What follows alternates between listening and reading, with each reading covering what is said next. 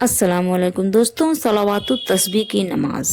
हुजूर नबी करीम सल्लल्लाहु तआला अलैहि वसल्लम ने अपने चचा हज़रत अब्बास रज़ियल्लाहु तआला अन्हु से इस नमाज के बारे में क्या फरमाया था आपने, और ये नमाज आपको किस तरह से और किस वक्त में अदा करनी है। दोस्तों, ये पूरी तफसील के साथ मैं इस वीडियो में बयान करूंगी। और दोस्तों, अगर आप इस नमाज को पढ़ते हैं, इस नमाज की बहुत बड़ी फजीलत है। अगर आप ये नमाज अदा करते हैं, पढ़ते हैं, तो आपको क्या हासिल होता है, अल्लाह क्या आपको अता फरमाता है। अगर आप जानना चाहते हैं तो बने रहें मेरे साथ लास्ट तक इस वीडियो में। और अगर आप नए हैं, आपने मेरे चैनल को सब्सक्राइब नहीं किया, तो आप मेरे चैनल को सब्सक्राइब कर लीजिए, तो आपको आगे भी ऐसे ही वीडियोस मिलते रहें। दोस्तों, चलिए शुरू करते हैं कि सलावातु तस्बीह की नमाज आपको किस तरह से अदा करनी है। हमारे आका नबी करीम सल्लल्लाहु अलैहि वसल्लम ने अपने चचा हज़रत अब्बास रज़ियल्लाहु तआला अन्हु से फरमाया कि इस नमाज के सबब यानी कि इस नमाज के पढ़ने से 10 किस्म के गुनाह माफ़ होते हैं। अगले पिछले पुराने कसदा शहुआ ये नमाज यानी कि आपके आगे पीछे के नए पुराने पोशीदा ज़ाहिरी सारे गुनाह आपके माफ़ हो जाते हैं। ये नमाज 4 रकात एक सलाम से अदा की जाती है।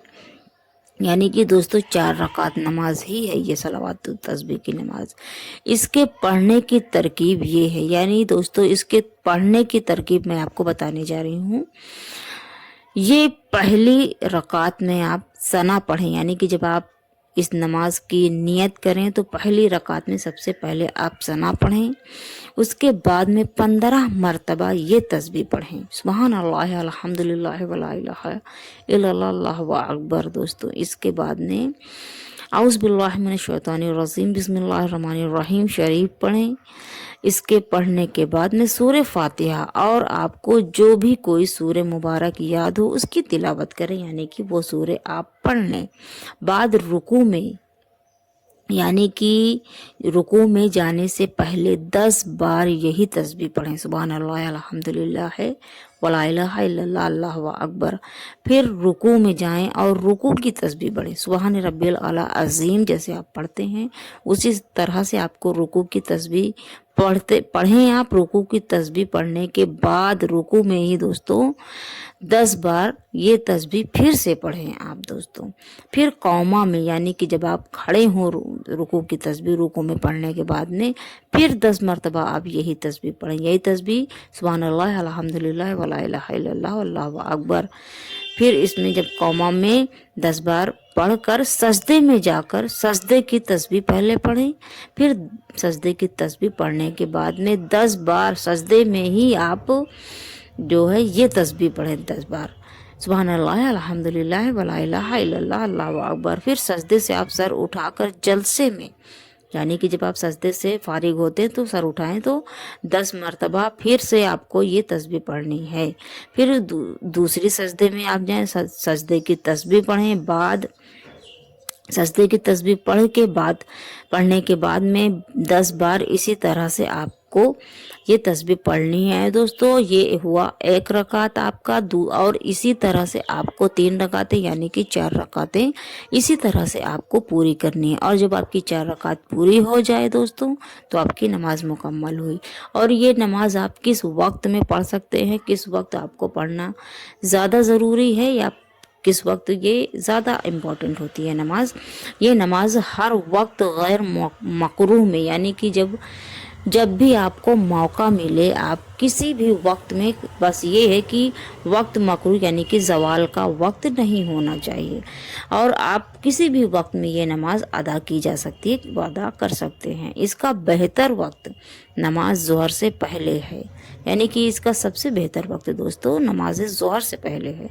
नमाज कसूफ ये नमाज सुन्नत मुअक्किदा है, सूरज ग्रहण के वक्त 2 रकात अदा की जाती है। यानी कि दोस्तों ये नमाज मैंने जो बताई वो सलावातु तस्बीह से अलग है। नमाज कसूफ ये नमाज सुन्नत मुअक्किदा है, सूरज ग्रहण के वक्त 2 रकात नमाज आप अदा कर सकते हैं, अदा की जाती है। इस नमाज के बाद में ग्रहण ख़त्म होने तक यानी जब आप सूरज ग्रहण हो तो ख़त्म होने तक, जब आपकी नमाज पूरी हो जाए 2 रकात, ग्रहण ख़त्म होने तक किबले की तरफ आप बैठकर दुआ में मशरूफ रहें। अगर ऐसे वक्त गहन लगा है कि वक्त मकरूह है यानी कि ज़वाल का वक्त है, तो इस वक्त ये नमाज आप ना पढ़ें बल्कि दुआ में मशगूल रहें।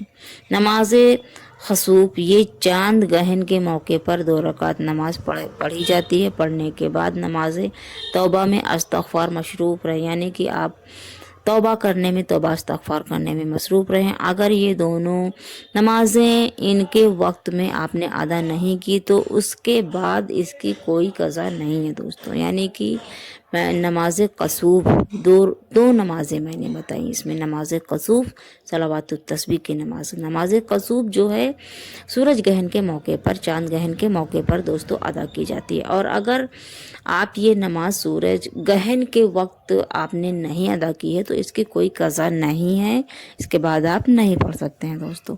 ये थी सलावातुत तस्बीह और नमाज कसूफ की पूरी तफसील दोस्तों। इंशाल्लाह आपको पसंद ज़रूर आई होगी। अगर आप सलावातुत तस्बीह की नमाज़ पढ़ते हैं तो 10 किस्म के आपके गुनाह माफ़ होते हैं। और दोस्तों अगर आपको ये मेरी वीडियो अच्छी लगी हो तो प्लीज़ मेरे चैनल को सब्सक्राइब कर लीजिए, मेरी वीडियोस को लाइक कर दीजिए, शेयर और कमेंट्स कर दीजिए।